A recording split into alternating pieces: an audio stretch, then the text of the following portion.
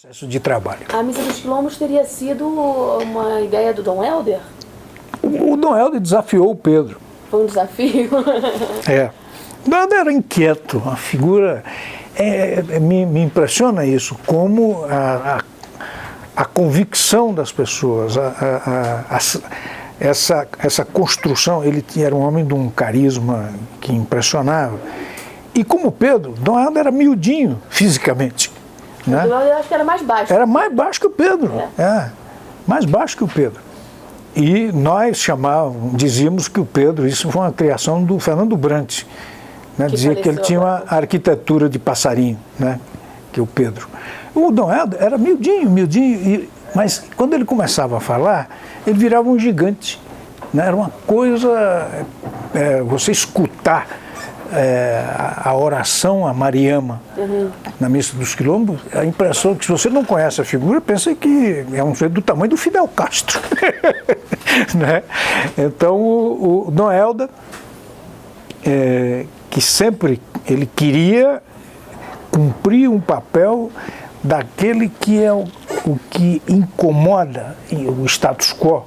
Então ele disse assim: ótimo que vocês fizeram a missa dos índios. Agora faz dos negros. Agora é preciso fazer a dos negros. Quando o Pedro me disse, falou assim: ó, o Dom Helder tá dizendo que nós precisamos fazer agora a missa dos negros.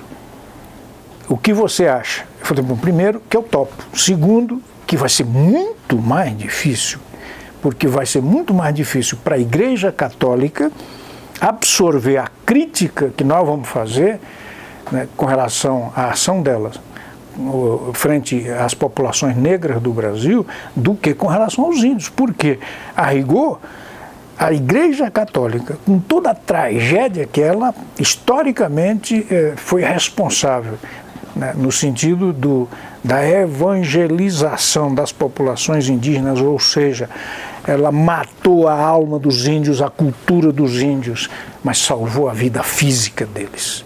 E já os negros? Não, com relação aos negros, o maior intelectual católico do Ocidente, que foi o Padre Vieira, naquele momento, ele dava a justificativa, né, para salvar a vida dos índios. Nós precisamos de Angola. Não existe o Brasil sem Angola. Ele justificava a escravidão dos negros. Então é muito mais complexa a tarefa, né, de escrever a Missa dos Quilombos.